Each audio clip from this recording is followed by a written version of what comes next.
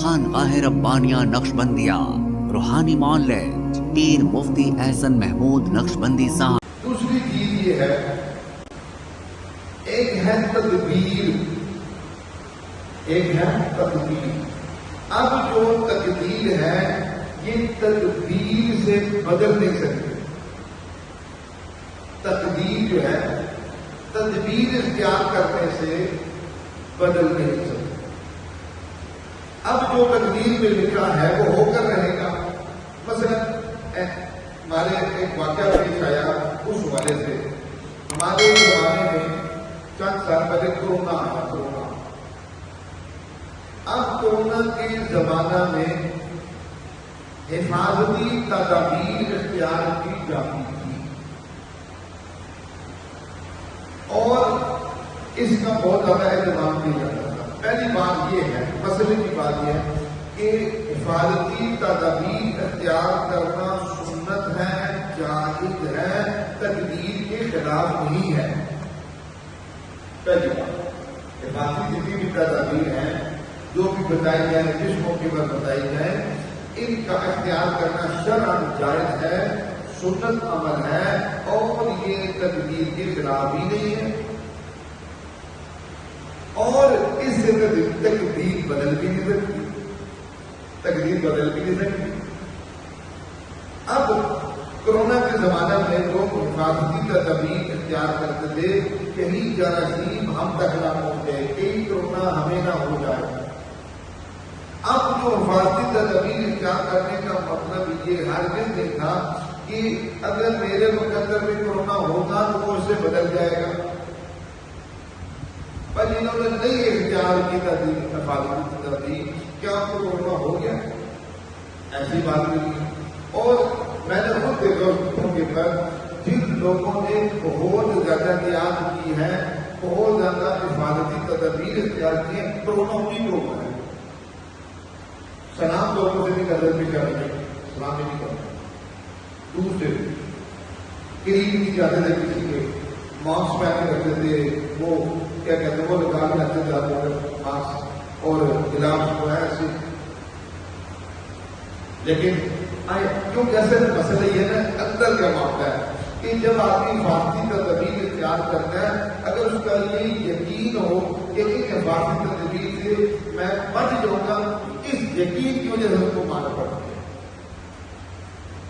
کہ بھائی تم کو میں سنت عمل اختیار کر رہا ہوں۔ اس لیے جب دیکھے نا قرآن کیا کہتا ہے، قرآن کہتا ہے اگر کوئی موت سے بچ جائے اور وہ موت سے بچنے کی تدابیر اختیار کر لے، فی برج مشیدہ، کسی مضبوط قلعے میں پہنچ جائے اور اس لیے کہ اب میں موت سے بچ جاؤں گا، اس نے تدبیر اختیار کر لی موت سے بچنے کی، فرمایا موت اسے مضبوط قلعے میں بھی پہنچ گئی۔ تو آپ اشارہ دیا کہ جو تقدیر میرے آپ کے بارے میں لکھ دی گئی ہے، ہم اس کے بارے میں جتنی مرضی ضرورت ہو کریں باتیں نہیں سکتے۔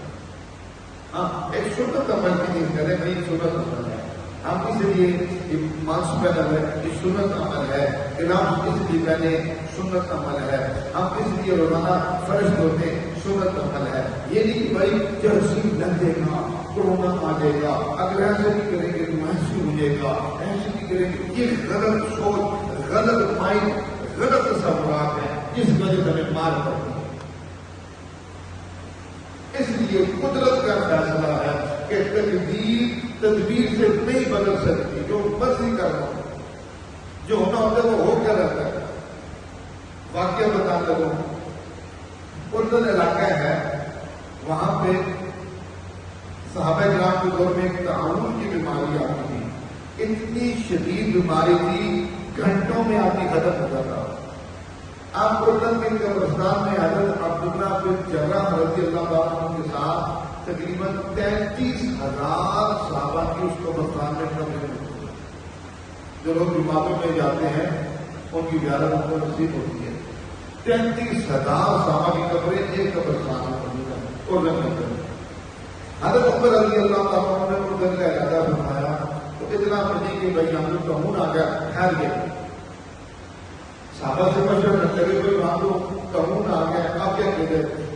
اس موقع پر ایک صحابی رسول ہے انہوں نے فوراً حضور کی ایک حدیث سنائی کہ حضور پاک صلی اللہ علیہ وسلم فرمایا جہاں قانون ہو اس شہر میں اس شہر میں باہر کے لوگ داخل نہیں ہونا چاہیے اور جو اندر لوگ ہیں ان کو باہر نہیں آنا چاہیے.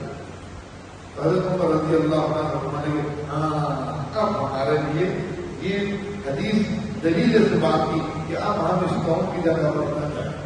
کیا جو واپس ہونے لگے تو صحابی رسول نے کہا کہ حضرت آپ موت سے ڈرتی ہیں, آپ نے کیا سمجھا کہ موت لکھیے. آپ نے فوراً فرمایا دیکھو بات یہ ہے اس حدیث کے بعد اب کوئی جواب نہیں بنتا ہمارے لیے کہ سرکار نے فرما دیا ہے کہ بیماری نہ ہو وہاں داخل مت ہو شہر میں. اس لیے ہم اس حدیث پر عمل کرتے ہوئے پیچھے ہٹ رہے ہیں. اس لیے اگر ہماری موت کا حکم سے لکھی ہوتی تو ہم وہاں داخل ہو جاتے. اب جو 33,000 صحابہ وہاں ہیں ان کی قانون کے ذریعے سے موت اللہ نے لکھی تو وہاں پہلے موجود. ہماری بھی لکھی ہم پیچھے ہماری کسی اور طریقے سے یقین اور کرنا. اس لیے انہوں نے ایک تدبیر اختیار کی اور حدیث کو سامنے جواب بنا کے تدبیر اختیار کی. لیکن یہ نہیں کہہ سکتے کہ تدبیر تقدیر پہ غالب ہو, یہ نہیں کہہ سکتے. اس لیے تقدیر ہی نے غالب آنا ہے آپ چیز کو. تدبیر بدل نہیں سکتی تقدیر کو. اس لیے ہمیں یہ جو ہمارا لوگ کہتے چلو یہ تدبیر کرنے شاید ایسے ہو جائے. مثال ایک آدمی کاروبار کرتا ہے اس کو نقصان ہوتا ہے, کہتے ہیں یار اب میں یہ کاروبار کر رہا ہوں چلو میں اب دوسرا کاروبار کرتا ہوں, دوسری تدبیر کی اب اس میں ہو سکتا ہے ٹھیک ہو جائے اور دوسری دفعہ اختیار کرنے پر اور زیادہ نقصان ہو جاتا ہے. تو تدبیریں ایک دکان ٹھیک نہیں ہے چلو دوسری دکان کر رہے ہیں, دوسری جگہ ٹھیک نہیں ہے تیسری جگہ دکان کر رہے ہیں. یہ تدبیریں ہیں لیکن جو تقدیر میں لکھ دیا رب نے نقصان لکھ دیا 100 تدبیریں بھی کریں تو نقصان نہیں ہوگا. رب نے نفع لکھا ہوا ہے, ہو سکتا ہے تدبیر یہ بغیر نفع ہو جائے, ہو سکتا ہے کہ وہ تدبیر کرے تو نفع ہو جائے.